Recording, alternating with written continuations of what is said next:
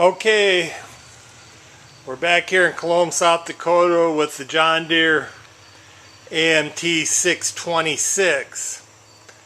The last few days I've been kind of tricking it out a little bit. I built this windshield, if I can get back here far enough for you to see it. Windshield frame. It's got some nice handles on it here. You can see I cut a hole right in the dash and I run it down right along the frame and welded it in.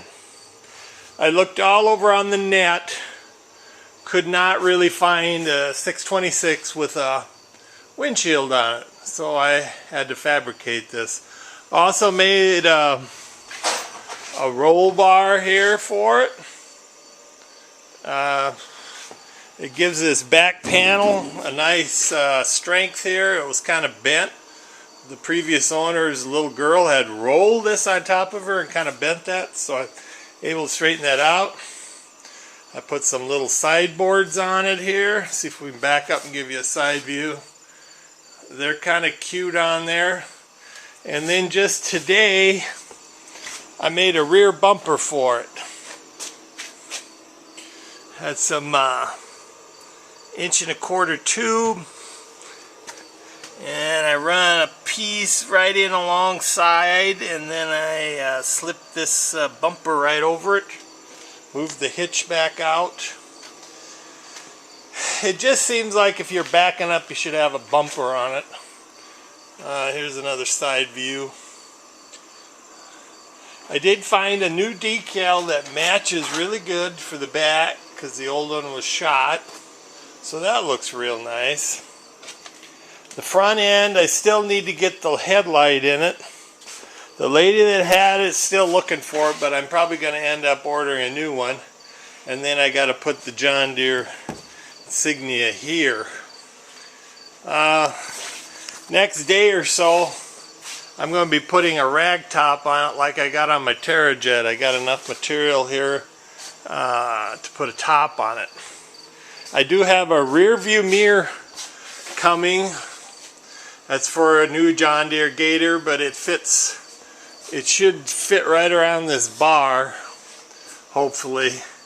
It's kind of nice to have a rear view mirror on these things when you're running around town here. When you get my age, it's hard to turn your neck around. Sorry to date myself. It looks really neat with the new seats. And there's a tractor show coming up, Grossenberg's 75th anniversary. I'm going to be taking it there along with about 6 of my John Deere snowmobiles. So I need to get it done. It'd be nice if there was kind of some front bumper, but I haven't really figured out how to make a front bumper for it. I might not do that, but it seems like without the windshield, when you're riding in it, it just feels like you're going to fall out of it all the time. So this way I got some nice hand holds on here, something you can hang on to when you're driving it. And it seems like it even stiffens up the frame a little bit, putting that on there. So it looks pretty neat. But it goes real good. Let's see, I'll show you how it starts here. We'll start it up.